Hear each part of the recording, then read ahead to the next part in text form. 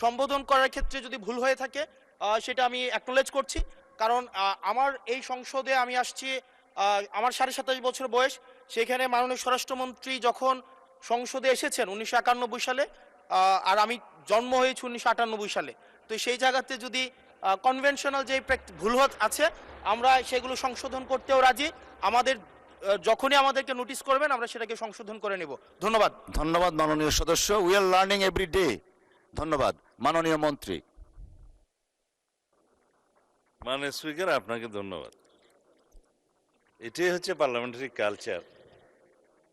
আমি বয়স যাই হোক, মাননীয় সংসদ সদস্য হিসাবে আমাকে অ্যাড্রেস করতে হবে যে সদস্য প্রশ্নটি উত্থাপন করেছেন। আর্লি এজে পার্লামেন্টে আসাটা একটা সৌভাগ্যের বিষয়। আমরা সবারই উজ্জ্বল ভবিষ্যৎ কামনা করি। যেই মানে আমরা যে সময় এমপি হয়েছি তার চাইতেও আরো 8-10 বছর পরে জন্ম নেওয়াটা সৌভাগ্যের বিষয়, কারণ তার আগে সামরিক শাসনের সময় ছিল।